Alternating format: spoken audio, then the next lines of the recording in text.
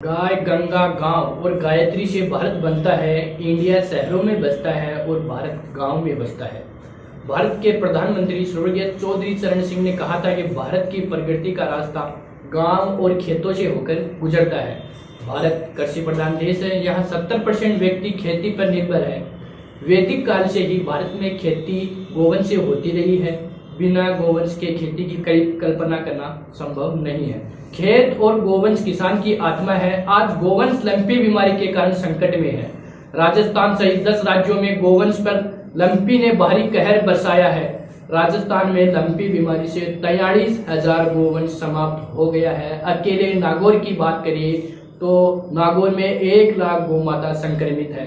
गोवंश तड़प तड़प कर मर रहा है। गोमाता इस वक्त भारी संकट से गुजर रही है। इस रोग में गोवंश के शरीर पर फोड़े और फुंसी हो जाते हैं, शरीर में ऐंठन हो जाती है, असहनीय दर्द होता है। ये एक मूक प्राणी अपना दर्द भी नहीं बयां कर सकता है। महात्मा गांधी ने कहा था, गाय की आंखों में करुणा बसती है, उसका रुदन उसकी आंखों से प्रकट हो जाता है। राज्य सरकार और से तो न तो चिकित्सा के पर्याप्त बंदोबस्त किए गए हैं और न किसान को कोई आर्थिक सहायता दी गई है। आंकड़ों में हेरफेर किया जा रहा है।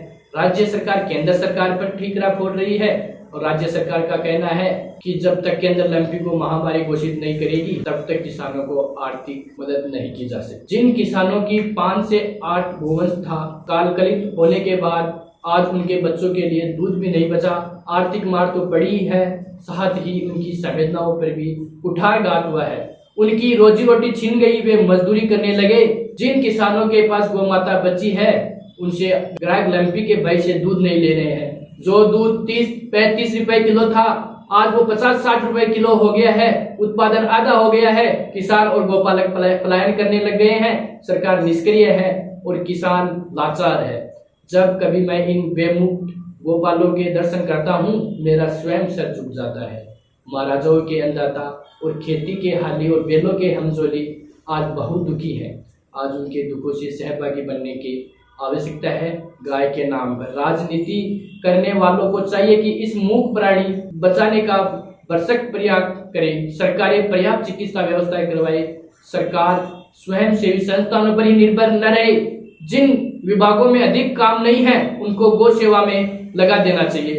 राजनीतिक पार्टियां दलगत राजनीति से ऊपर उठकर चिंतन करें। आज गाय ही नहीं मानव मात्र संकट में है। गाय बचेगी तो भारत बचेगा। अगर ऐसा नहीं हुआ तो यह धरती बंजर हो जाएगी। भारत की आर्थिक स्थिति बदतर हो जाएगी। दूध, दही, घी और छाछ से हमारा बाजार चलता है, व्यापार ठप हो जाएगा। किसानों की कार्य शक्ति कम हो जाएगी। व्यापारियों के बच्चे भूखे सोएंगे। गांव शहर के बीच फासले हो जाएंगे।